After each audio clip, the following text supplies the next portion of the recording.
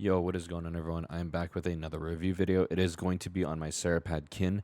I do have the original and I will be making comparisons, but this video is mainly focused on the Cerapad because I feel like the original is really good. It's an amazing speed pad, although the improvements that they were able to make to the Kin blew that pad out of the water for me personally. So the biggest thing for me when getting used to the original Cerapad was how sticky the surface was. I do not like using arm sleeves, but I'm perfectly fine adapting and using it. So I did have to use an arm sleeve for that pad and for this pad.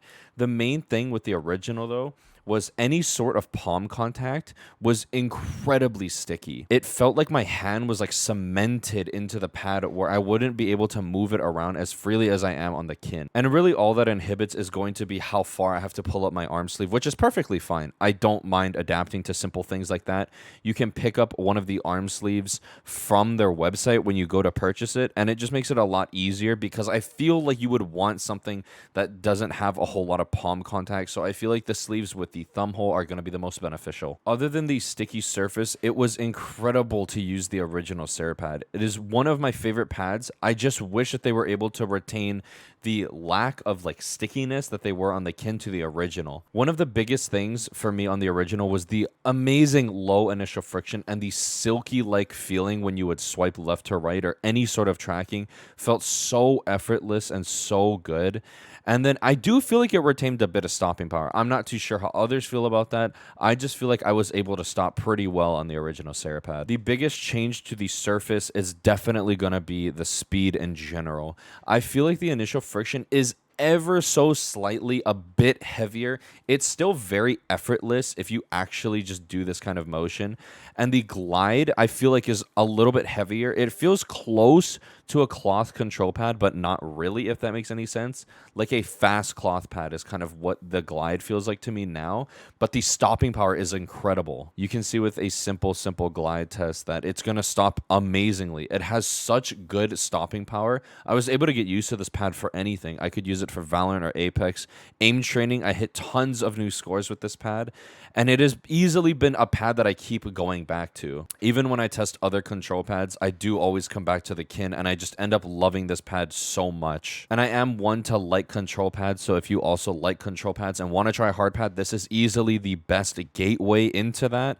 I feel like the OG Cerapad is going to be just a little bit too fast for someone that really likes control pads, and I've never tried the Skypad. Comparing core pads to the Viper V2 skates, I actually prefer the Viper V2 a lot more.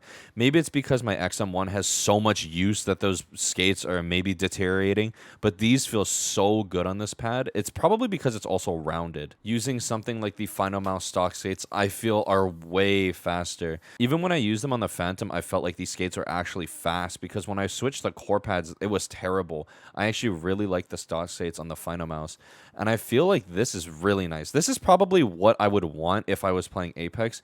Really nice control, but also effortless initial friction and really good glide. It's probably coupled with the fact that this mouse is so light. In terms of the Sapphire Dots from Infinity Mice, this is really interesting. It's a really scratchy sound. I do feel like it's because it's like a glass like material on actual like ceramic coated glass. So I feel like that is why it sounds so terrible, but it's so unbelievably fast. I would imagine that this is actually what a Skypad feels like. Now that I'm done talking about the Kin, which is easily a top 5 pad for me, I will do a small conclusion on this product later. I do want to quickly talk about the Sapphire Dots that Infinity Mice were kind enough to send out to me. One, I made a tweet. Infinity Mice actually said that they feel that these skates kind of just amplify whatever pad you're using. So if you're using a speed pad, it's going to be much faster. If you're using a control pad, it's going to be way more controlled. And I could not agree more with that statement.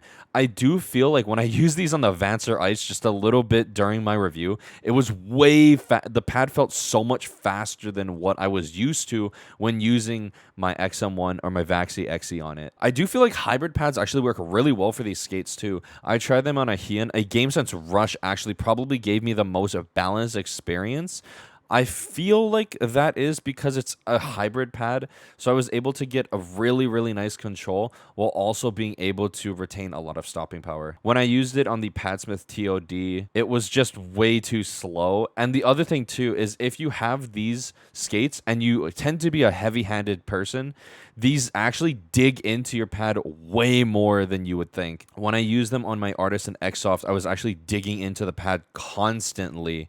And it was really, really annoying, actually. So I had to use a firmer pad like a GameSense Rush, which I do find really interesting because I don't feel like I'm that heavy-handed anymore. I stopped pressing into my pads for stopping power. So it's really interesting that I was able to sink into the pad so much with these skates. But this is easily one of my top 5 pads. It is so incredible the amount of performance you are able to actually get out of this pad. I feel like this pad is going to be much better for faster-paced games like Apex, track-heavy scenarios in AimLab or Kovac. But for Valorant, I do feel like it will take a little bit of time if you are used to very, very slow pads.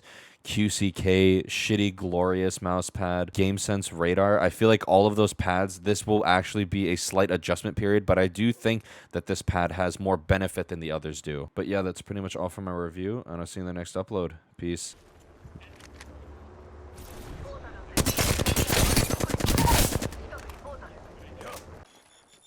Was there no guy there?